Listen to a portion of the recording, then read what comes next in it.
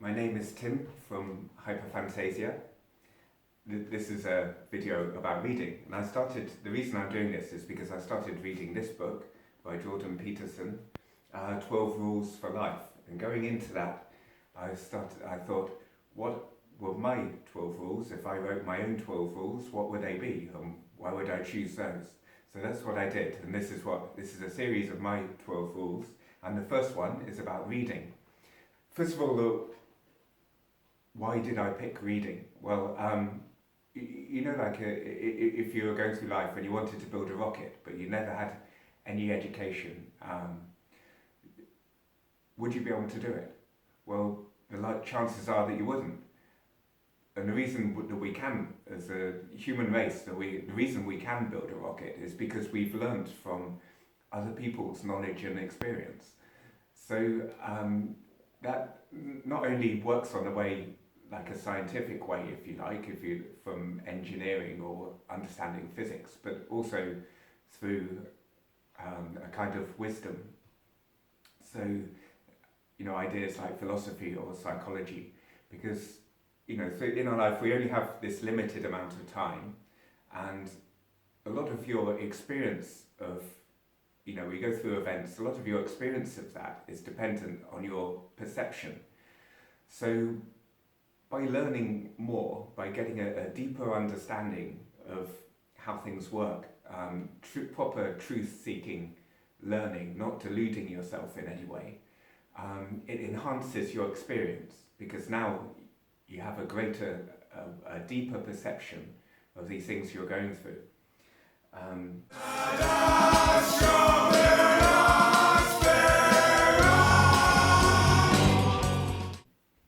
So the first, going on to the reading, this is my top 10 most influential books.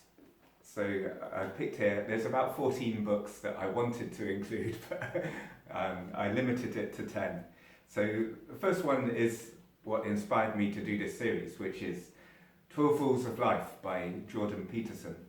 And Jordan Peterson, if you haven't heard of him, he's a professor at Harvard, I believe. He's got a lot of experience through in psychotherapy. I'm just looking for the contents. The rules, like the first rule, stand up straight. Rule number 2, treat yourself like someone you are responsible for helping. So they're sort of simple and practical rules, if you like. But what I found best about this book is the way he explains them, the way he describes why he chose that rule and its meaning for him. And during those descriptions, he refers to his experience in psychotherapy, what he said to people to help them through various problems and things like this. And I find that extremely interesting, but also because he's so well read, he's so knowledgeable, and he's also very clearly a truth seeker and a very good communicator. So that is, even if you read through it just to try out the ideas, like you're trying on a coat, just think through the ideas, and then you've got that thing, to draw from. You've thought through that concept. So that's my first one. I strongly recommend that. 12 Rules for Life. But my second book is The Physics of the Future by Dr. Michio Kaku. And the reason why I picked this one, I do like science fiction. There's a side to science fiction, where they have like laser guns and flying cars and things like this. So in my experience trying to write myself, I wanted to build future worlds, but ones that are realistic, ones that I believe could really happen. So my technique for doing that was to look at the current breakthroughs in technology and see where could that lead to if it infiltrates into society in a prevalent way. So something that's this cutting edge technology, like lab meat, for example, or when they discover superconductors at room temperature. So suddenly you can have magnetic levitation on the roads and things like this. So the worlds that I was trying to design are ones that I believed, because of the technological breakthroughs I read about, could really happen. And why did I do that? Because I'd read this book where Michikaku talks to lots of the top, in lots of different fields, lots of the top scientists, and he maps out a future world, years from now, which is reasonably realistic. I know, like, looking to the future, it's not complete guesswork. There's a certain amount that you can work out just using facts and logic, which is what they've done here. So that's what this book taught me, and it's also a very interesting read. The next one, Sex at Dawn. Now this book it seems to me very, very much, it's got an agenda to put across, if you like, which is one about open relationships, which is not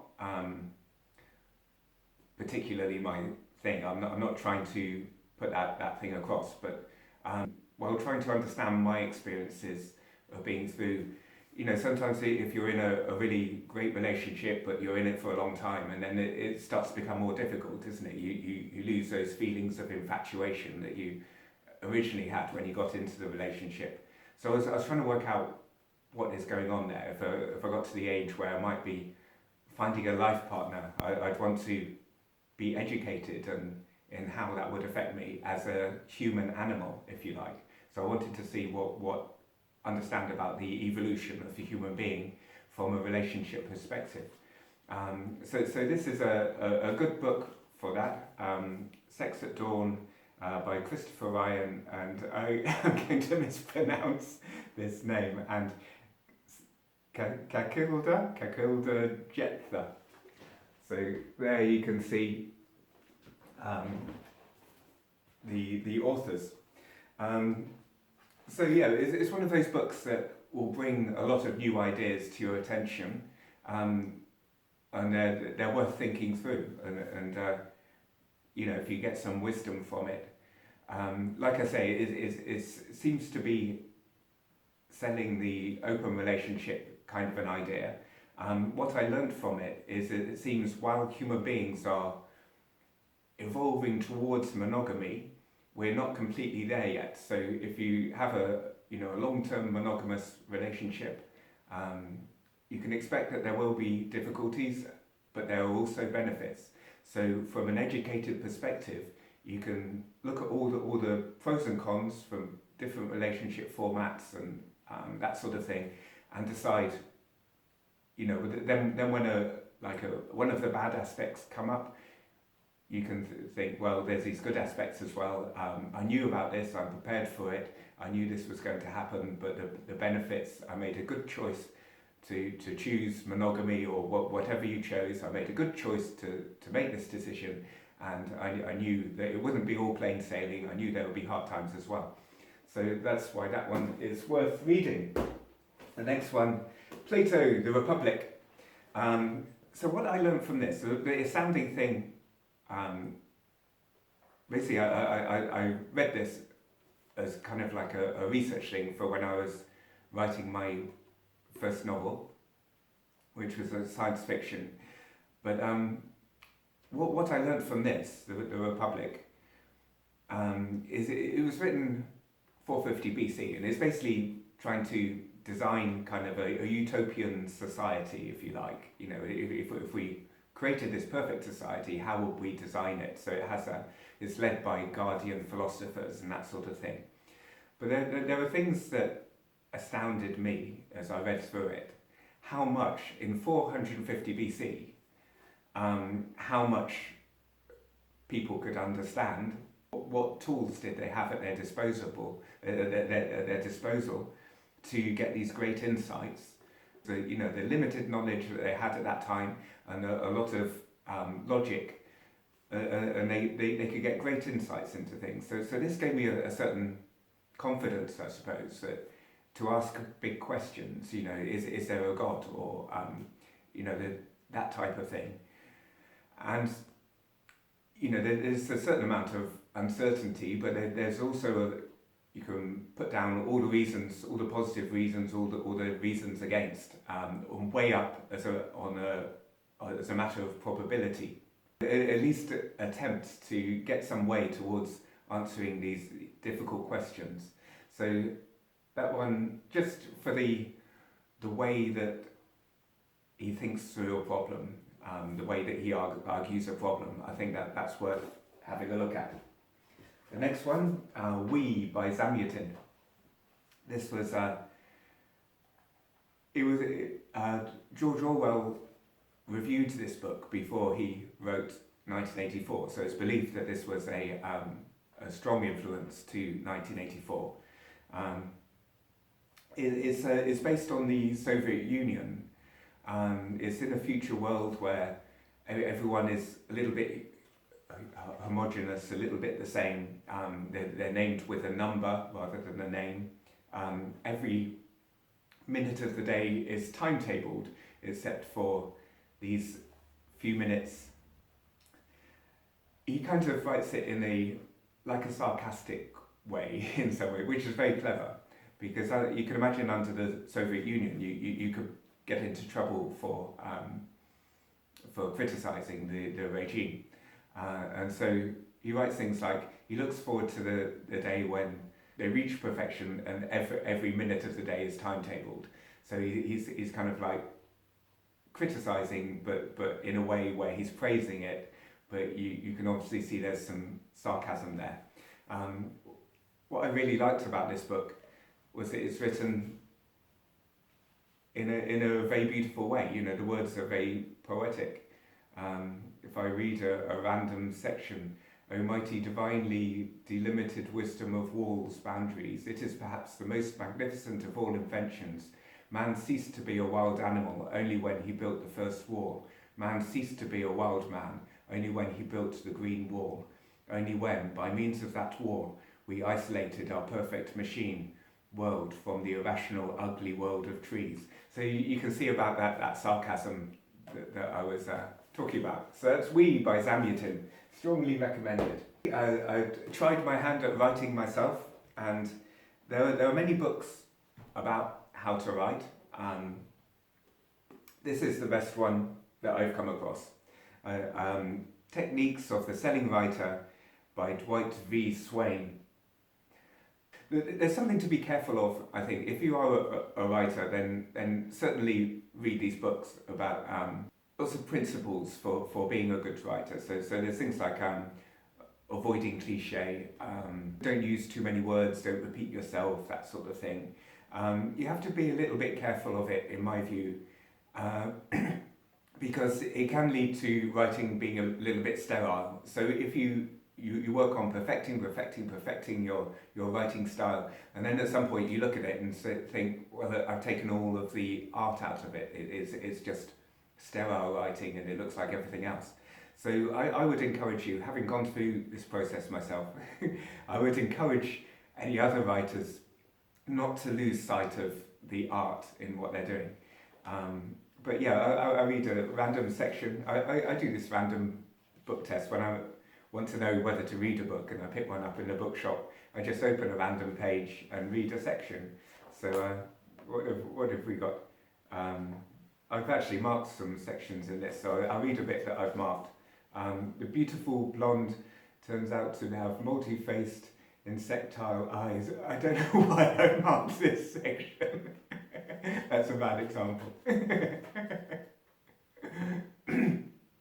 Because your reader needs a clear and simple standard by which to judge the degree to which an event is important or inconsequential. So that's what's that? This is describing this from the previous page. In writing, you translate tension into space. The more tense the situation as your focal character experiences it, the more words you give it. So it's like, little things like that. More words equals more importance. A previous one, when a man sits with a pretty girl for an hour, it seems like a minute, but let him sit on a hot stove for a minute, and it's longer than an hour. I think that's describing what we're talking about there. But yeah, if you read any book on writing, I'd recommend that one. The Picture of Dorian Gray. Again, it's a long time since I read this one, but I found it a beautiful piece of poetry. It was my favourite book for quite a while. So that's The Picture of Dorian Gray by Oscar Wilde. If you don't know, Dorian Gray has a picture in the attic. It's kind of like a magic picture. And he's a very young, beautiful man. And as he goes about his life, and I suppose in a hedonistic kind of way, and kind of does harmful things to others, he stays young and beautiful, but the picture becomes old and ugly. It's along the ideas that the kind of aging and ugliness, it comes about by your misdeeds, I suppose. But yeah, it's a great concept and beautifully written book. I recommend that one. Again, another beautifully written book, Under Milkwood by Dylan Thomas. This is really one of my favourites. Now I'm living here in Wales, not too far from where Dylan Thomas was. And it's got there's some sections that I memorised. It's very beautiful. It's a play basically, and it's written in a very beautiful, poetic way, and very colourful characters. And I remember there's one character, and it's like she's knitting a wallet so the money will be comfy, and for her partner. And there's this. I remember there's this lady, Mrs. Ogmore Pritchard, who bullies her husbands, but her two dead husbands. So even when they're ghosts, she still bullies them. She still henpecks them, and she's going like, "Mr. Ogmore, Mr. Pritchard, tell me your tasks in order." And they're like, "We must put my pyjamas in the drawer, much pyjamas." And the other one says, "I must blow my nose on a handkerchief, which I later burn." And then she says, "In the garden, if you please." So that's Under Milkwood, a very beautiful book. The next one, The Lord of the Rings. Now this one was a strong influence on me from an early age. I discovered it when I was about 10 years old, and I actually read the whole thing in 13 days when I was 10. I read it about 3 times because I liked it so much. And there are amazing things about this book. Of course, the films are famous now. But one of the things that I found astounding is the detail and realism, if you like, of this alternative fantasy world. It's so, which makes it so believable, even though it has these magical creatures in it. You can believe that that's a real place. And the other thing I like about it is like the integrity and honour of a lot of the characters in the book, which are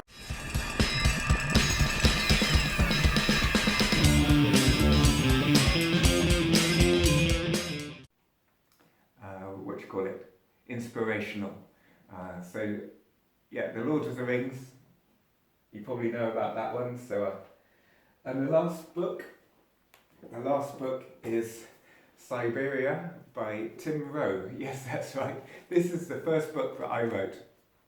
This is my own book. The reason why I include this is because of what I learned while writing it. The concept of it is quite a complex concept, I suppose. The idea is cyberspace mixed with Siberia, as in the place, with prison camps and that sort of thing. So the idea of it is like in the future there's a virtual reality prison system, which you do a crime, you go into this virtual reality world where your good decisions are rewarded with points, your bad choices.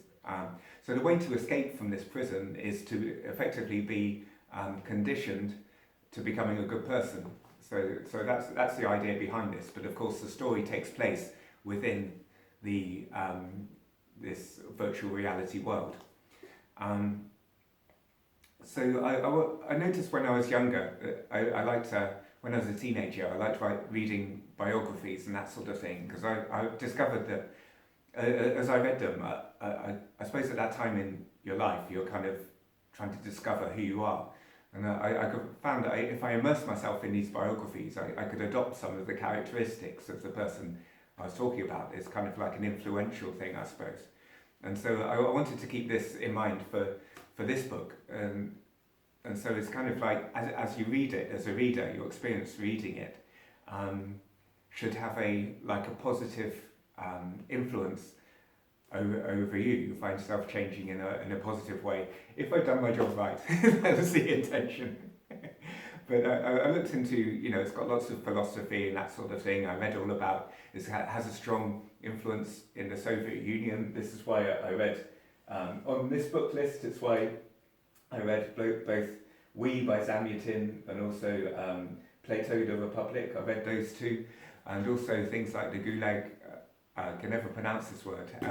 Archipelago, Group of Islands, or the Day in the Life of Ivan Denisovich. Books like that, 1984, Brave New World. So I did a lot of research into it. I included lots of philosophical ideas about, about happiness and that sort of thing. So that's my book. And so those are my 10 most influential books. And I'll expand this series with my other remaining 11 rules for life. So these are my ones, which is influenced, I'll mention again, by Jordan Peterson's 12 Rules for Life. So these are my ones, which are different from Jordan's. So thank you very much for watching. As YouTube people say, please like and subscribe. I probably have about 15 subscribers when making this. So, and my name's Tim from Hyperfantasia, and catch you soon.